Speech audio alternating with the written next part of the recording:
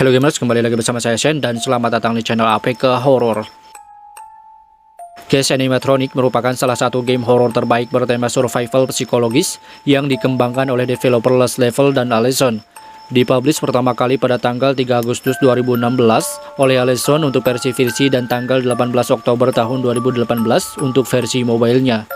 Game yang mengisahkan tentang seorang detektif protagonis bernama John Bishop yang diteror oleh seseorang dari masa lalunya bersama ketiga robot animatronik yang sangat mengerikan. Di antaranya adalah The Wolf si serigala, The Cat si kucing, dan The Owl si burung hantu. Masing-masing dari mereka memiliki mata berwarna merah menyala dan akan membunuh siapa saja jika ada seseorang di depannya. Wajah John Bishop tidak diperlihatkan secara jelas, tetapi fotonya dapat ditemukan di lobi utama di sebelah logo Departemen Kepolisian Aurora. Sayangnya, fotonya ditutupi dengan topeng salah satu superhero DC, yaitu Batman. Namun dapat disimpulkan bahwa dia adalah pria paruh baya dengan aksen Amerika Selatan. Dia dipekerjakan sebagai detektif oleh Departemen Kepolisian di kota Aurora, negara Colorado. Dia mengidap penyakit hiperventilasi yang sangat cemas ketika dekat dengan animatronik dan jantungnya akan berdebar dengan kencang. John juga memiliki pengetahuan tentang cara menggunakan lockpick. Agar bisa selamat dari para animatronik tersebut, John harus mengikuti semua instruksi yang diberikan oleh orang tak dikenal yang selalu berbicara lewat telepon. Biar tidak penasaran, inilah seluruh alur cerita sebenarnya dari game horror Case Animatronic versi APK Horror.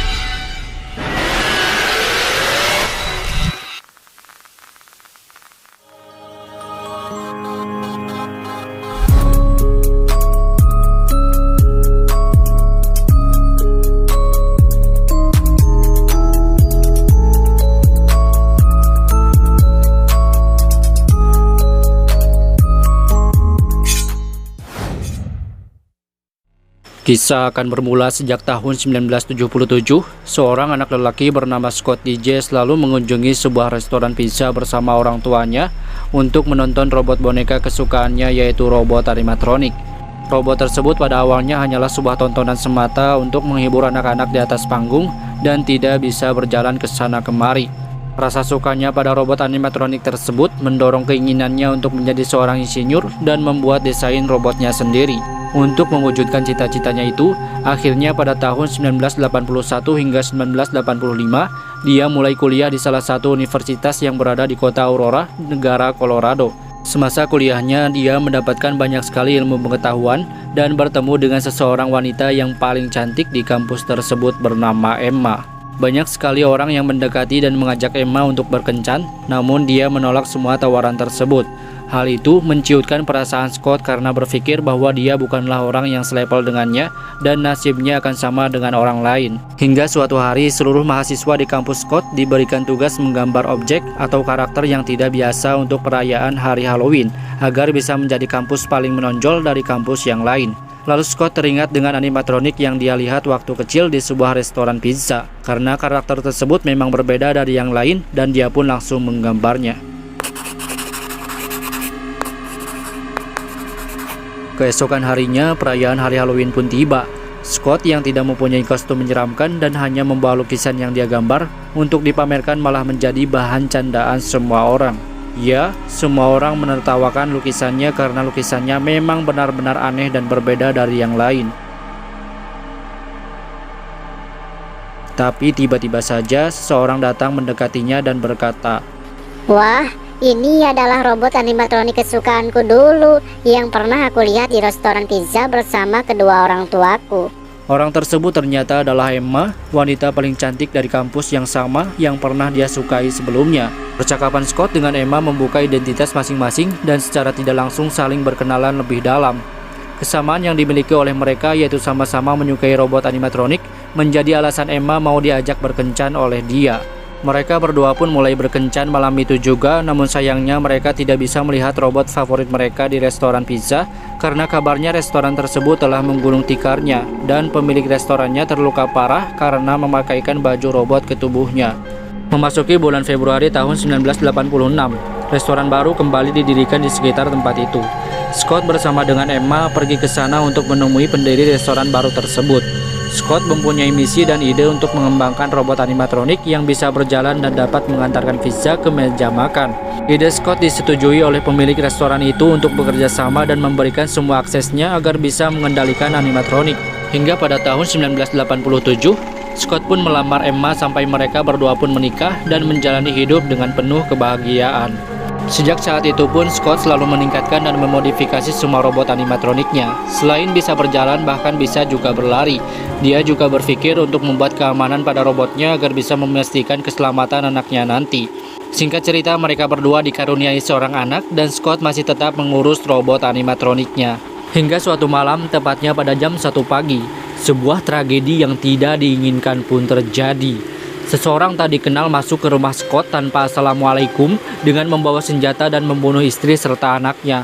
Kebisingan yang terdengar keras keluar dari rumahnya dan terdengar oleh salah satu tetangga dan segera menelepon polisi. Dan kebetulan tugas tersebut diberikan pada seseorang bernama John Bishop. John pun segera bergegas pergi ke lokasi dan merupakan tugas pertamanya dalam menyelesaikan sebuah kasus karena dia baru saja masuk ke divisi kepolisian. Tetapi saat dia sampai di sana, John tidak mampu bergerak sama sekali dan hanya bisa menyaksikan pembunuh tersebut menyiksa Scott dan segera kabur dari sana.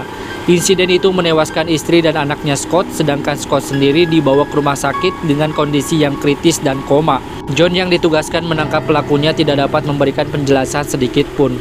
Dia mengalami amnesia sejak melihat pembunuhan yang terjadi di rumah Scott. Singkat cerita, beberapa tahun kemudian, John yang masih mengidap penyakit amnesianya malah melupakan insiden yang terjadi pada keluarga Scott.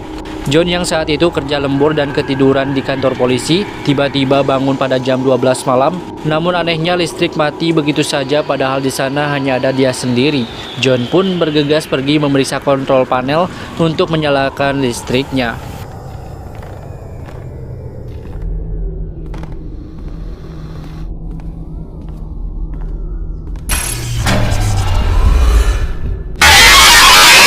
Dan permainan dari game Case Animatronic dimulai. Apa yang dia lihat barusan ternyata hanyalah sebuah mimpi dan dia dibangunkan oleh suara telepon dari seseorang yang tidak diketahui. Orang tersebut mulai mempermainkan si John di sana dan John benar-benar disekap di dalam departemen kepolisian tersebut bersama dengan para animatronik yang sangat mengerikan. Motif penyergapan si John di tempat itu ternyata merupakan aksi balas dendam seseorang yang ada dalam telepon karena telah merenggut semua yang dia punya. Si John pun mulai menyadari bahwa orang yang menerornya adalah seseorang yang bernama Scott. Dengan terpaksa dan harus tetap berhati-hati terhadap ketiga animatronik di tempat itu, John akhirnya mampu menyelesaikan semua permainan yang direncanakan oleh Scott dan mendapatkan kartu kunci yang didapat dari punggung animatronik untuk bisa keluar dari sana. Looks like it's the key card for some door.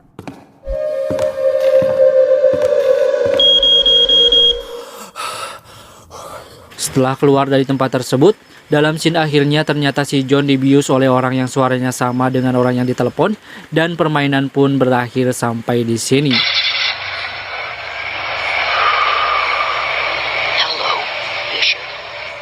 Tamat.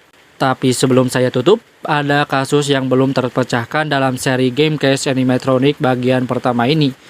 Pertanyaannya adalah siapakah orang yang telah membunuh keluarga Scott DJ?